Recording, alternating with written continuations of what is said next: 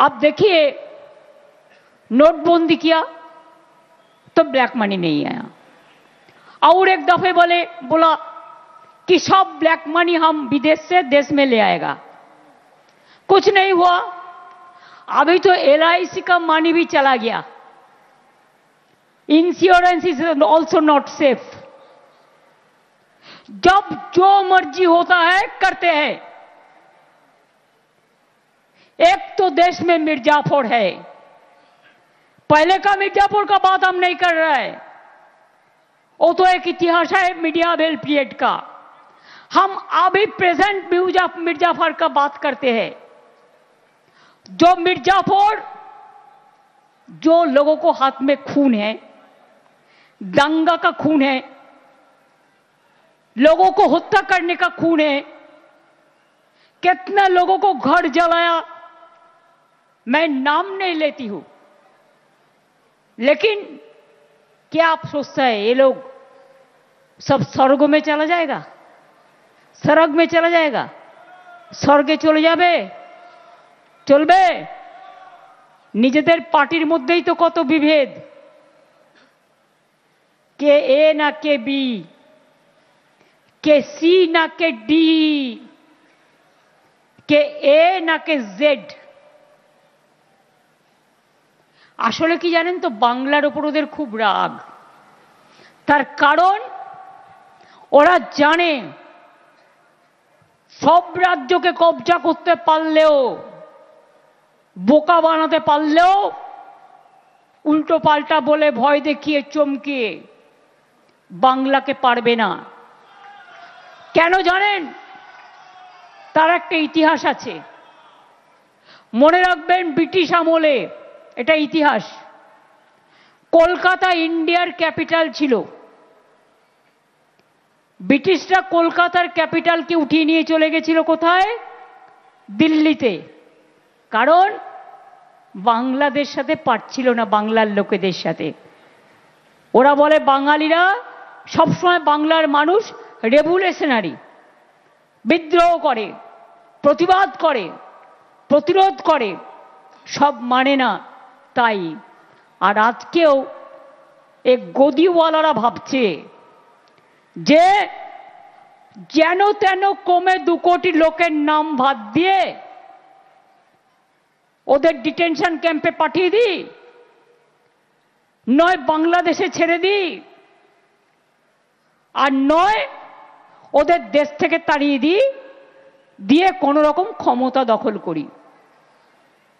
আমি ইদানিং শুনছি ওই গদ্দারগুলো কি বলছে, আমাকে লোকে বলে, লোকের মুখে যতটা শুনি, বা কিছু সাংবাদিক বন্ধু বান্ধব আছেন তারা বলে, কি বলছে না, তো বলছে যে আরে আমরা তো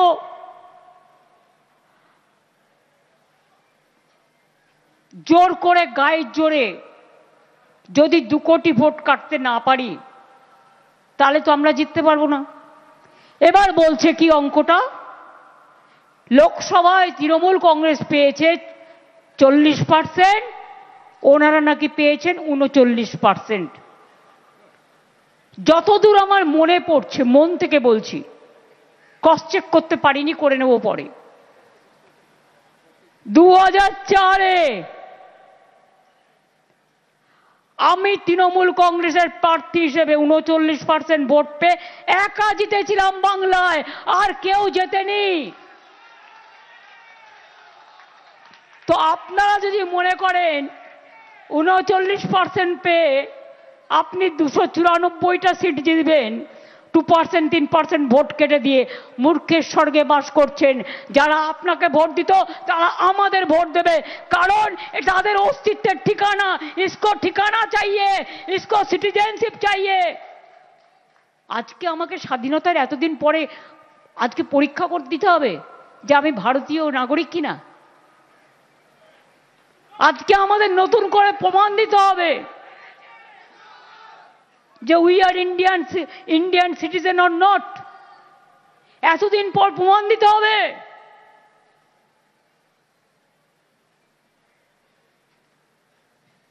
আপনাকে প্রমাণ দিতে হবে আপনি ভারতে এই দেশে জন্মগ্রহণ করেছেন কিনা। আপনাকে প্রমাণ দিতে হবে আপনি এই দেশের ভোটার ছিলেন কিনা।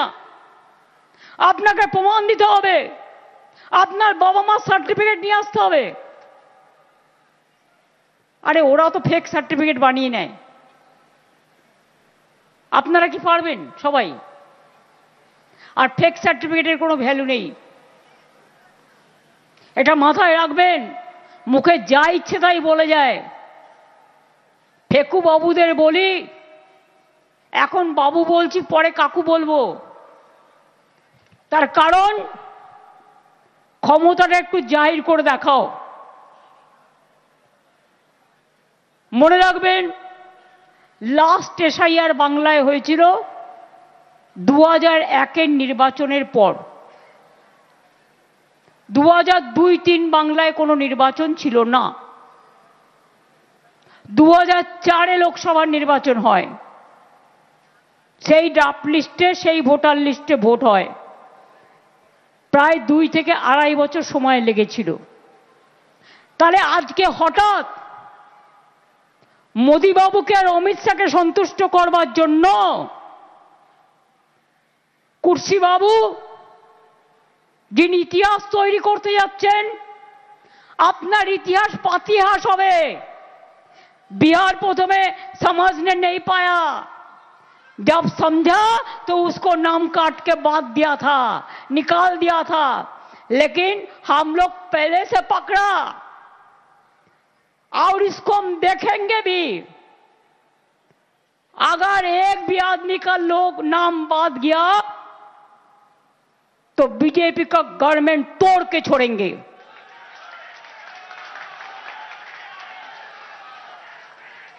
हमारा पास भी इंफॉर्मेशन कम नहीं है, आपको शर्म होना चाहिए। बातों बातों पे मिर्जाफर जी आप एजेंसी को भेज देता है। और क्या करते हैं, हमारा 3 लोगों को परसों फोन किया, 3 एमएलए को, फेक एजेंसी। कहते हैं तुम्हारा खिलाफ में सीबीआई का केस है, इतना रुपया दो। कौन कर रहा है? हम लोग तो इसको पकड़ेंगे, केस भी करेंगे ना। আপনি লয়ারের পরামর্শ নেবেন, ইনকাম ট্যাক্স দেয় সবাইকে লেলিয়ে দেবে। বলছে সব বাংলাদেশি হয়ে গেছে। আমরা ওদের একটা নেতা বলছে আমাদের ভোট দিন, তাহলে বাংলাদেশের আর কোনো বর্ডারই থাকবে না, সব বর্ডার খুলে দেবে। ওরা কি বাংলাদেশি দখল করে নেবে। উদ্দেশ্যটা কি আমি জানি না, জিজ্ঞেস করুন। যারা দেশ স্বাধীন হবার পরে, দেশ স্বাধীন হবার আগে ওপার বাংলা থেকে এসছে, এপার বাংলার যারা সিটিজেন, এটা আমরা করিনি, ইতিহাস করেছে। ফ্রিডম মুভমেন্টের সময় যারা ছিল তারা করেছেন। বাবা সাহেব আম্বেদকর এই কনস্টিটিউশনটা যে লিখেছেন, এই কনস্টিটিউশনের ড্রাফটিং কমিটির চেয়ারপারসন ছিলেন।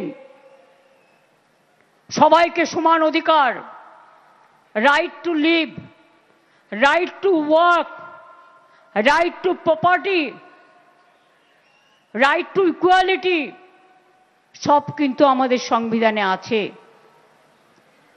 তো একদিকে বলছেন सब बांग्लादेशी को हटा देंगे, सब रोहिंग्या चला गया बांग्ला में। तो बिहार में कितना रोहिंग्या था, ढूंढ के निकाला? तो बिहार में कितना बांग्लादेशी था, निकाल पाया? जिज्ञेस करुन तो। अगर रोहिंग्या छोड़िए, हम आर्गुमेंट कर रहे हैं, अगर 2-4 रोहिंग्या आया था भी, वो तो जेल में है, छोड़ दीजिए। कानून का बात कानून, वो जितना संख्या बोलता है उतना तो है ही नहीं।